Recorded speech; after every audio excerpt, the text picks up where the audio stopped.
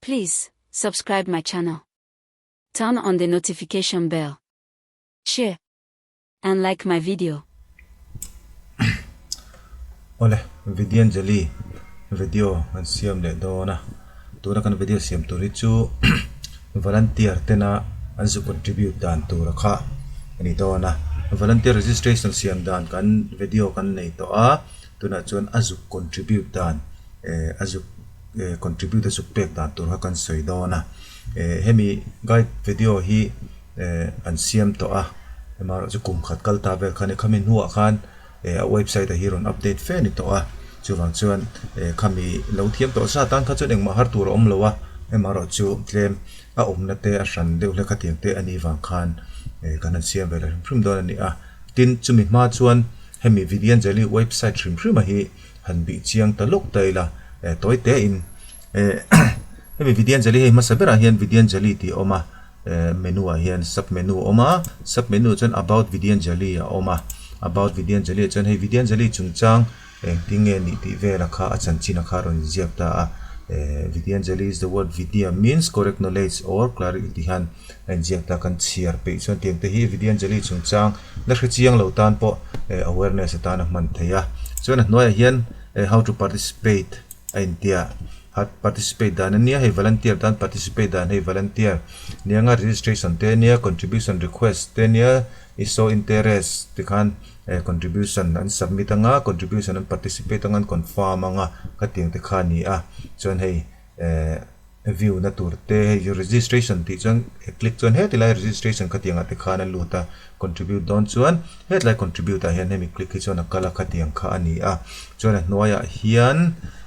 school participation school ta na ti tur ve thunga kha registration te nia raise contribution request te ne request siam dan te po kan soi to kha chuan receive volunteer interest volunteer ina anron raise kha chuan engani allowing zia kha volunteer request te polo zia kha katiang kha ni a chuan contribution successful submit feedback and the contribution by volunteer mo volunteer confirmation of volunteer kha contribute dan kalphung chu ni a chuan adot leya tlai noi hian how to where to contribute ti oma where to contribute ti hi chu kan la soi lawang where to contribute ti kan click hian headline contribute ti hena kal dona chuwan chuan hei chu nakina to bera kan soi anga volunteer tena contribute turan zukzon na tura khani dona chuan CSR module a hen kan kalka nanga CSR module ti omje hi chu ama pon kan soi to a volunteer tan khan CSR o individual hetila hen entire registration a individual te NGO te CSR te kan tia khan ta hen CSR hian module shan hian lo nei ve a CSR omje kha chu kan sei to khan corporate social responsibilities ti na khani a khangho khan a shan khan lo be nei ve a ta hian corporate anga in register te kha chuan chemical tlang po hian ti thei don tho ni om takani hei chu kan chui zui lo wanga CSR corporate social responsibility ho than tila hian an lo nei sanga so tila state initiative for oma state initiative ti hi chu hemi tuna Vidyanjali hemi website kan khoi e la chunga entaila Department of School Education and Literacy Ministry ti ani a chu ta hian state sang hian initiative kha an lo la ve a chu click taila hei Orissa te Rajasthan te Tamil Nadu te Uttar Pradesh Karnataka tiang hian anmani state in Vidyanjali hian website te siamin an lo hong ve ni entina na pakhati hong chinila Karnataka hi hong chinila ti hian website ten lo nei ve ka tiang khan Vidyanjali kha an local pui ve state initiative ang khan ti khan an local pui ve ni chana dot lehen contact us oma contact us hian nodal officer inquiry now ti tenia contact us ti tenia nodal officer te po hian Mizoram te po kan lanarin oma hei te Mizoram a hei kan contact person tur ani a engemo ni kha chuan ta te po hian contact thei ome in Mizoram ta na nodal officer kha ani a chu nodal officer chu ni chuan document na oma document a hian hei guideline te Hindi le English ten user manual te po hei tian chi sang khana oma a video ang chi te po siam sa te po nei no ri mele chuan brochure te po oma Hindi le English te po no oma chuan school school search school hi kan le lo kanga batch information kan kal le lo kanga batch information hi an entaila batch information ta hen oma hey masabera anwai tang hian in tran chowa only for new entrants completing one activities oblique contribution activities pakhat aneyamo contribution pakhat aneyamo khan hemi batch hi white batch hi adong ta omzia chu hi school tan chon activity anei khan ani a volunteer ta chon contribution anei khan ti khan ani chuan panga activities nei khan bronze ania so mani khan silver so panga nei khan gold tiang khan a batch hi alo in thren rang ve thlia ani a school ang pon batch nei sang deuh le nei niam deuh te po le volunteer ang pon batch nei sang le nei niam deuh te po om thei don ani chuan search school hi kan enanga hei onboarded school kan ti hi chu registration school anga registration ti fel to ho khania all school kan ti chon India rama school zong kha eron display don onboarded school kan ti hi chuan school hemi Vidyanjali registration ti to ho wa khani entina na enchin taila click taila tila hian heron lang tur ta a tila hian a filter na omta a state a Mizoram ti taila district a Champhai ti taila block a Champhai Vanzau chon ta khan Vanzau chunga school kha on board ho kha aron lang ta ni chon hitila hian thil ron lang tel ta chu ongoing service an name ongoing kami request kan ti request siama khamo kha an name ti kha hen le la nei lo fur me ya mamon nei lo nge ni don ni dang enjoy chinang Champhai district a hen ta hian headline pakhat nei chu vapar ps in eta hian hei request chu an nei ve ani tiang khan school kha idu school kha volunteer angin han ngai taila idu school kha aizola ta hian aizoli ti ta a school du kha block te po kha ishalo theita a khatiang ti khalo khan aizo khu chunga mi ni ti section ta na search le theita a complex ti taila omsa hi an search tanga complex ms le complex ps ongoing pakhatan neya request kapanga khatiang khan school kha azuk en thei ani school hemi tang hian school kha on board le school ang khan en thei ta ani chuan hetilai contribute a kan kal do nanga contributing click photila hei hi volunteer tan ani a volunteer contribution kha kan soi tran do na website kan en thuak zawa chuan ta hian service a oma ta hian asset a oma service chu kan soi to angin a service chu pek ang chi training te mo khatiang thil chi sang zuk boy pui zuk pek ang chi engemo thu soi zuk nei ang chi te engemo topic manga thu soi zuk nei ang chi khatiang akain nilawa service anga zuk ti chi kha ani a chuan asset kan ti chuan akai na impact chi khani asset hi tam tak thlan tur oma chuan ta hian service a hian hei generic level activities oma hei chi sang heng hova hi activity required request omman ni ta ni adult education chungchanga request om chu som thum pakhat lai ni a tiang khan hei tena malte te khan ti khana om ta a chuan ta hian sponsorship lampang chungchanga special classes by expert sponsor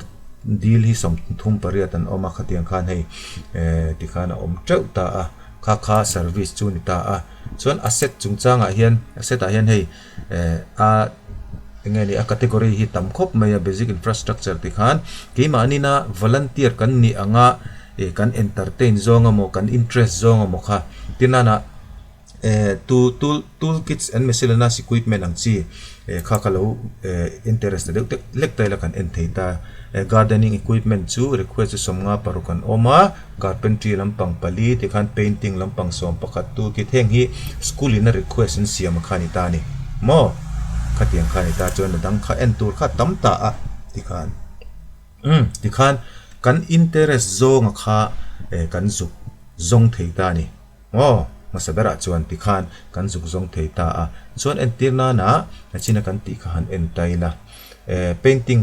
and equipment chungchanga hi kan interest zong khalo ta hi kan zuk en du ta ni ka ta hian kan an click anga tian alo lang don ta ni ti hian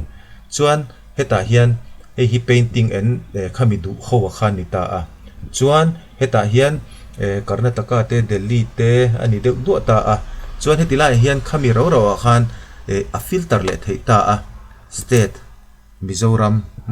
state dang de kha chuan zu pelo tura te po ngai te la Mizoram han ti taila Mizoram a chuan khatiang painting equipment kha deal kan om ve lo ani chuan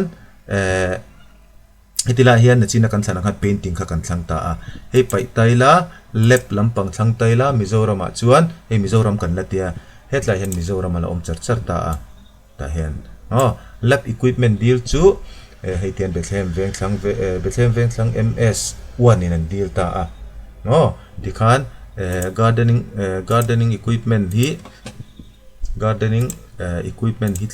pai la hit thlang le taila Mizoram a chuan hin om ta nual mai patni an omani hi tinai total patni truazol PS te tikhan sai tual PS te kateng khan an op ta khateng khan kan in tatang po hian kan search le nual thei ta ni chuan kha pakhat na chuna lo ni ta a chuan a school shima kan zuk zong du emi kan interest pon hetla contribution han kan le lok taila hetilaya enge a seta mo khatiang zonga kan interest ni lo a school ang zonga zuk tran pui ve du shrim kan nei kha chon a school ang khana search ve le theita chu hetilai hian du ber khan click top phodila chuan hetlai sira hen lo langanga he additional classroom du anita a hi kan payanga ti khan kan payanga engma a big po thlang lo khan category big po thlang lo khan state a Mizoram kan tianga region a hian khongai kan du kha aizol lo ni ta ang se ta hian a school khan kan zuk search theini chumi school chu ka tan pui ve shrim du ti ni kha chuan tinana kanan ti hian an lo nei ta ni kha khan lo nei ta a chuan hei hi a school anga kan zuk mal khal du chuan enge an mamo po hre chuang lo kan entertain zong po ni chuang lo a school anga mamo an nei du chuan an nei kha kan zuk tan pui du chuan a school mal ang khan kateng khan kan zong thei bok ani chuan hei hian lo mamo ta a view and contribute han ti taila kan en thei ta a chuan hei hian mamo khan ni ta ti na ro injiak thla du ta a tian ro injiak ta kan an chiara pakhat ka pe the ti khan ti taila pakhat ti taila contribute ti taila tila hian in log in le tho angai ta ni individual ang khatin log in kha ngaya khatiang lo po khan in log in sa khan ati thei boka hetai chuan ti khan kan contribute don khan kan zuk in log in tho ngai ni chuan hemia tanga kan ti don chuan volunteer registration nge kha ngai ta amaro chu kan in volunteer du lem lo registration kan ti du lem lo chuan video pakhat kan seng khan kan zuk pe to panga offline in kha chu ti le thei thota a chuan heta hian individual ang kan in register ang kan in log in anga peng khan kan zuk tran pui volunteer ang khan kan zuk pe thei ta ni tin chu ti lo po chuan atira kan seng kha tai log in atang hian individual kan in log in anga hemi kan in log in heta kan in log in zo hian JKMBY2 hetia kan in log in hian hetlai contribute atang hian nachina ama kan kal ang chia khan kan zuk zong the heta tang hi chuan donation o contribution kha kan zuk direct in kan zu pe thei to ni tai contribution a contribute ang kal taila nachina kan tiang chia khan asset and material a empo khan click taila a school anga ti kan du wang khan ta hian Mizoram aizol tikhan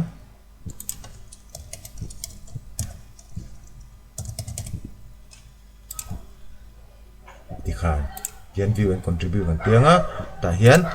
a quantity kan se contribute kan ti khan kan zuk chang don ta ani chuan kan chan nu khan a school lamin an lo response ve lenga kan chan na khan lo enanga kan an du zong ani chuan miron invite anga khatiang khan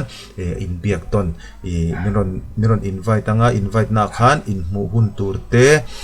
soi ho hun turte amo offline amo kha kha chu a school lampang ron ti huna khan information kan dong leng khatiang khan impact hun turte khatiang khan aba kha chu school lampang khan anron information kha anron pe to don ani kha volunteer atanga contribute pek tan chu